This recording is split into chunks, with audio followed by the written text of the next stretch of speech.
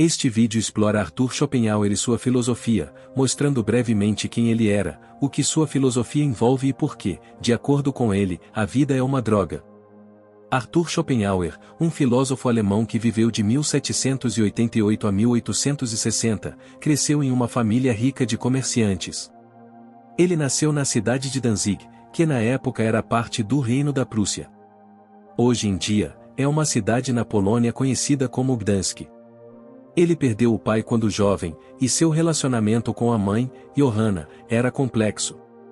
Johanna Schopenhauer era uma figura dominadora e autoritária na vida de Arthur e frequentemente o criticava e menosprezava.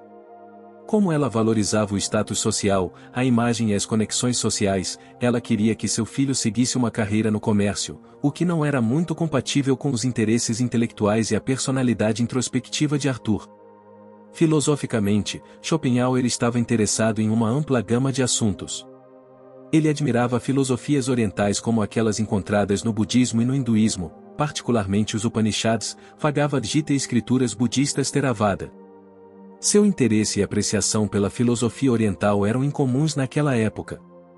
As ideias de Platão, Aristóteles e Spinoza também o influenciaram. Durante seus estudos na Universidade de Göttingen e mais tarde na Universidade de Berlim, ele se familiarizou com as obras de Kant, que tiveram um impacto significativo em seu pensamento. O Mundo como Vontade e Representação, ou Die Welteswilliungsvorstellung, a maior obra de Schopenhauer, foi publicada em 1818. Serviu como base para seu sistema filosófico, no qual ele propôs que a realidade é fundamentalmente guiada por uma força irracional e cega que ele chamou de vontade, que leva todos os seres a perseguir e atender suas necessidades implacavelmente. Ele disse, no entanto, que esse desejo sem fim, representado pela vontade humana, inevitavelmente resulta em dor e infelicidade. Como resultado da maneira única de Schopenhauer e da visão pessimista do mundo, que não combinava muito com as tendências filosóficas da época, sua filosofia não recebeu muita atenção durante sua vida. Mas muitos intelectuais bem conhecidos, como Friedrich Nietzsche, Richard Wagner, Leo Tolstói, Sigmund Freud e Albert Einstein, seriam posteriormente influenciados por suas ideias. Outras obras notáveis de Schopenhauer incluem o Ensaios e Aforismos, ou também conhecido como Parerga Paralipomena, que é uma vasta coleção de ensaios que explicam vários tópicos de forma acessível, da qual as compilações ou estudos sobre pessimismo e a sabedoria da vida ou são derivadas. E então há a Arte de Estar Certo, em que Schopenhauer explora vários métodos para vencer um debate. Outras obras são Sobre a Raiz Quádrupla do Princípio da Razão Suficiente, Sobre a Visão e as Cores, Sobre a Vontade na Natureza, Sobre a Liberdade da Vontade e Sobre a Base da Moralidade, este último se aprofundando na ética e na filosofia moral. A obra de Schopenhauer continua a ser estudada e debatida hoje. Ao contemplar a natureza da existência, estudando a filosofia oriental, particularmente o pensamento hindu e budista, Schopenhauer se perguntou que força está por trás dos fenômenos do universo. O que leva uma pedra a ser uma pedra, uma montanha a ser uma montanha, uma estrela a ser uma estrela? O que faz um humano existir e o que está na base de seu esforço e desejos sem fim?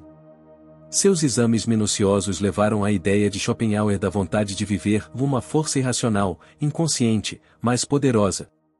A vontade de viver, ou Willens und Leben, ou apenas vontade, tem uma posição crucial no sistema filosófico de Schopenhauer. Para entender a visão pessimista de Schopenhauer sobre a vida, precisamos estar familiarizados com o conceito de vontade. A vontade permeia todos os aspectos da existência, de objetos a plantas, animais e seres humanos. Até mesmo a presença de uma pedra, por exemplo, fundamenta a vontade, pois ela quer que a pedra seja uma pedra.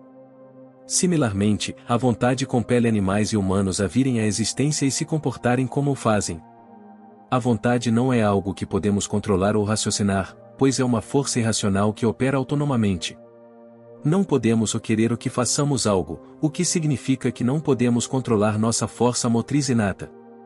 A vontade causa não apenas o desejo humano de sobrevivência, mas também nosso desejo de procriar, nosso objetivo de status e prestígio, e nossas ambições. É um impulso para a autopreservação, mas também para melhorar nossas circunstâncias no futuro. Em geral, não temos consciência dessa força nos empurrando para os bastidores. Embora pudéssemos explicar racionalmente o desejo ou a necessidade de gravidez, Por exemplo, de forma esmagadora, a vontade de viver causa o desejo. Os animais, por exemplo, procriam sem nenhuma razão para apoiar sua decisão, e eles apenas parecem ter uma inclinação natural e racional para se propagar. Do ponto de vista de Schopenhauer, o comportamento humano atesta nossa escravidão coletiva total a essa força irracional, já que a maioria de nós não faz nada além de seguir sua liderança. A vontade de viver é a principal razão pela qual a vida é uma droga, de acordo com Schopenhauer. Exploraremos a razão mais adiante neste ensaio. De acordo com Schopenhauer, a vontade e o intelecto são duas coisas diferentes, operando separadamente. Cito a verdade fundamental da minha doutrina, que coloca essa doutrina em oposição a todas as outras que já existiram, é a separação completa entre a vontade e o intelecto, que todos os filósofos antes de mim tinham considerado inseparáveis, ou melhor, devo dizer que eles tinham considerado a vontade como condicionada por não, principalmente até mesmo como uma mera função do intelecto, assumido por eles como a substância fundamental do nosso ser espiritual. Quando olhamos para o mundo ao nosso redor, o que vemos? Vemos as coisas em si mesmas ou reais ou apenas representações delas? Schopenhauer acreditava que os objetos que vemos são construções perceptivas que nossas faculdades cognitivas produzem. Nossos sentidos, intelecto e conhecimento individual moldam nossas percepções do mundo. Todos nós vemos o mundo de maneiras diferentes. A realidade como ela realmente é, Schopenhauer chamou de o mundo nomenal, em oposição ao mundo fenomenal, que representa o mundo como o vemos. O nomenal não é acessível a nós, pois a capacidade humana de percepção se limita ao reino fenomenal.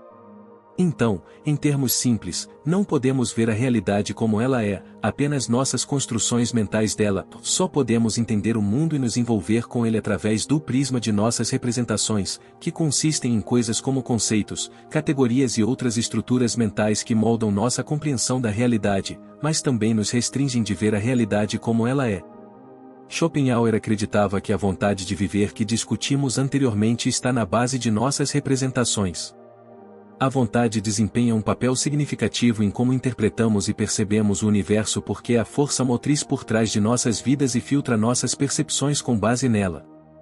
Nossos desejos e necessidades inerentes impactam diretamente como percebemos o mundo. O mundo real é uma expressão pura da vontade, que permanece oculta de nossa percepção direta. É como as linhas de código na Matrix, que estão na base de toda atividade, mas não podem ser vistas por ninguém preso nela, pois a percepção de todos é limitada ao que o sistema permite que eles vejam. Como resultado, não podemos ver a vontade. Só podemos ver seus efeitos no mundo fenomenal. E, como observado por Schopenhauer, esses efeitos são absolutamente terríveis. Se você tentar imaginar, o mais próximo que puder, quanta miséria, dor e sofrimento de todo tipo o sol brilha em seu curso, você admitirá que seria muito melhor se, na Terra, assim como na Lua, o Sol fosse capaz de evocar os fenômenos da vida, e se, aqui como lá, a superfície ainda estivesse em um estado cristalino. Fim da citação. Schopenhauer via a vida como inerentemente insatisfatória, caracterizada por uma presença inevitável de sofrimento. Como sujeitos indefesos da vontade todo-poderosa, nossa natureza humana nos atormenta com desejos infinitos e insatisfação contínua. De acordo com Schopenhauer, a dor da vida supera em muito nossos prazeres, pois sua intensidade é muito mais profunda e sua presença persistente. Em sua obra Bistades im Pessimisme, o filósofo alemão descreve lucidamente por que como os seres vivos são perpetuamente atormentados pelo sofrimento. Segundo ele, a existência humana se caracteriza pelo descontentamento inerente, e ninguém escapa da luta sem fim com as forças irracionais dentro de si e da adversidade contínua ao redor deles. A presença da vontade nos torna insaciáveis, movidos por desejos e necessidades, e constantemente ansiando por mais. Depois que satisfazemos um desejo, outro aparece. Nunca é o bastante.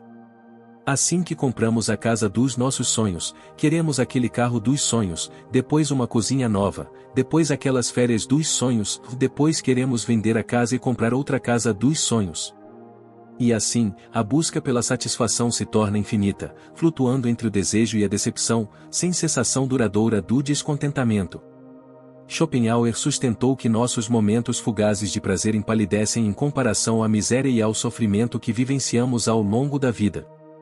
Curiosamente, ele argumentou que, ao contrário do que acreditaríamos, prazer ou é uma experiência negativa, enquanto dor ou é uma experiência positiva. Lembrei ao leitor que todo estado de bem-estar, todo sentimento de satisfação, é negativo em seu caráter, ou seja, consiste na liberdade da dor, que é o elemento positivo da existência. Fim da citação. Então, a dor positiva é muito mais prevalente do que as experiências negativas, o que são, em essência, a cessação dessa dor positiva. Enquanto o prazer é transitório e frequentemente superficial, a dor é muito mais intensa e deixa uma impressão duradoura em nossa psique, é um sentimento forte e indiscutível que se pressiona sobre nós com imensa força. O exemplo na introdução deste vídeo mostra como, do ponto de vista de Schopenhauer, a intensidade da dor supera amplamente o prazer na vida. O prazer passageiro de comer nem chega perto da dor excruciante de ser comido. Da mesma forma, a dor de um término é muito pior do que a alegria geral do relacionamento. Basta ver como a maioria dos relacionamentos românticos evoluem. Eles começam com uma explosão de euforia imediatamente ofuscada pelo desespero do medo de perder alguém por quem estamos apaixonados. Então, quando o período de lua de mel diminui, a excitação e a paixão morrem, sucedidas pelo descontentamento, decepção e tédio.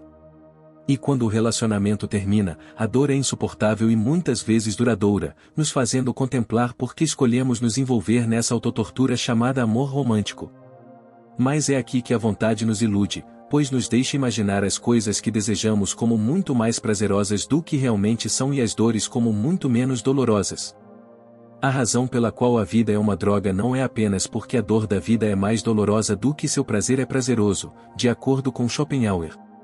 Também é porque, em sua observação, as formas de sofrimento que afligem a humanidade são incontáveis. Um ser humano típico sofre de doenças físicas, desgosto, perda, traição e, claro, a marcha implacável do tempo que leva à velhice e à morte. Schopenhauer comparou a experiência da juventude à antecipação de uma apresentação teatral. Estamos sentados lá com grandes esperanças, animados sobre o que está por vir, abençoados por não saber o que vai acontecer. Só percebemos como nosso otimismo juvenil nos enganou mais tarde na vida. Ele escreveu: se dois homens que eram amigos na juventude se reencontrarem quando estiverem velhos, depois de estarem separados por uma vida inteira, o principal sentimento que terão ao se verem será de completa decepção com a vida como um todo, porque seus pensamentos serão levados de volta àquele tempo anterior, quando a vida parecia tão bela enquanto se estendia diante deles na luz rosada do amanhecer, prometia tanto, se então realizava tão pouco. Os sofrimentos do mundo não eram apenas uma mera observação para Schopenhauer. Ele também estava interessado em soluções para aliviar a dor da existência. Uma de suas principais propostas é o ascetismo, um caminho de contenção dos sentidos e renúncia aos prazeres externos, em outras palavras, da negação da vontade. No entanto, Schopenhauer reconheceu que o ascetismo pode não ser adequado para todos. Então, ele procurou uma abordagem mais realista para o ser humano médio. E assim, para tornar a vida mais suportável, Schopenhauer sugeriu que, pragmaticamente, organizássemos nossas vidas de maneiras que minimizassem a dor o máximo possível. Ele enfatizou que a maneira como nos sentimos importa mais do que, por exemplo, status e fama. E é melhor escolhermos prazeres simples que sejam fáceis de satisfazer em vez de almejar prazeres que sejam difíceis de atingir e cuja obtenção tenha um alto preço. Em particular, Schopenhauer viu os prazeres intelectuais como uma escolha sábia, pois são relativamente baratos e ainda acessíveis na velhice. Também não devemos nos importar com as opiniões dos outros. Tentar ser respeitado e querido pelos outros significa que nos esforçamos constantemente de maneiras que são desproporcionais ao que tentamos atingir. Schopenhauer afirmou isso, e eu cito: em tudo o que fazemos, quase a primeira coisa em que pensamos é o que as pessoas vão dizer, e quase metade dos problemas e aborrecimentos da vida podem ser atribuídos à nossa ansiedade nesse aspecto. É a ansiedade que está no fundo de todo esse sentimento de autoimportância, que é tão frequentemente mortificado porque é tão morbidamente sensível. Fim da citação. Outra coisa que devemos priorizar, assim acreditava Schopenhauer, é a nossa saúde, pois ela decide muito como nos sentimos.